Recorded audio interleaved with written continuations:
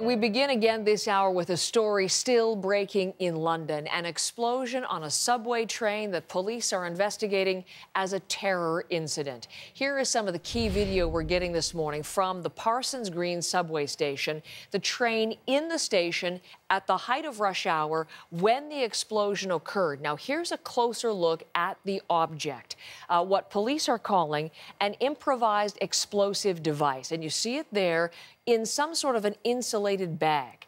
This image posted to social media with the user writing, "Explosion on Parsons Green District Line train. Fireball flew down carriage and we just jumped out the open door." And again, you saw that image. The BBC now reporting there was a timer attached to it, and some witnesses have reported seeing wires. Now let's look live at the scene from... Sorry, that's not the scene that we want to show you this morning. There we are. On high, ambulance response, police response, massive investigation underway. We know that actually that number has changed. There are 22 people who have been injured in the train blast, and they are being treated now in 4 different London hospitals. We are also hearing from the Mayor of London, Sadiq Khan, who has confirmed that there is a manhunt underway. Wouldn't say whether there was a specific suspect police were seeking. We heard from the Assistant Commissioner of the Metropolitan Police earlier that they will not say yet whether anyone is in custody, only that the investigation is ongoing. And at the scene of that investigation, let's go to Thomas Dagg, who has the very latest from the ground. Good morning, Thomas.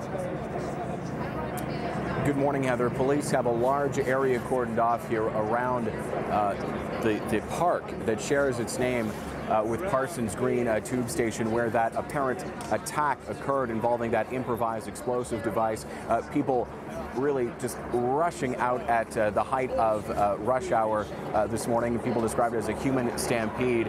They still have this tape up all around as police are here.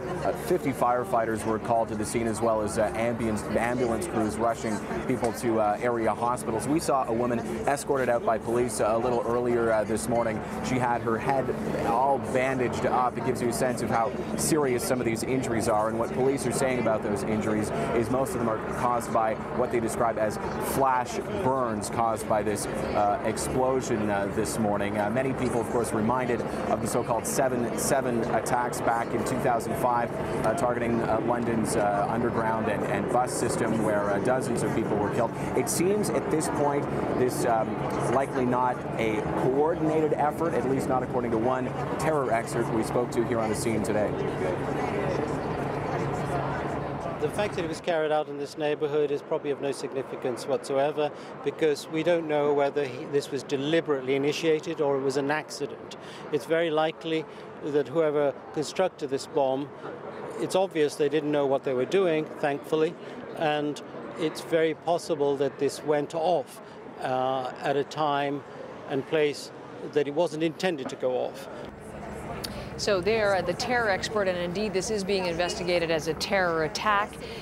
Thomas, we're hearing a couple of additional details on that point, that they're talking to witnesses, they're looking at CCTV security camera footage, doing forensics to try to get a better picture. MI5 involved, and Scotland Yard counter-terrorism leading the investigation on this. So we're waiting to hear from Theresa May, the Prime Minister, but while we wait for her, what are you hearing from people there on the scene more? I'm thinking specifically witnesses to this. Yeah, people were immediately reminded of the 4 other terror attacks that this country has experienced this year. Of course, the big difference when you think back to the Manchester attack outside that Ariana Grande concert, when you think back to the Westminster attack here in London, London Bridge attack, all at sort of iconic big venues. This one a little different in this residential area at the local tube station, which is actually above ground, despite the name being, of course, an underground station. Here's what two witnesses actually have been telling us today. I just heard screams, like really loud screams, and we ran off.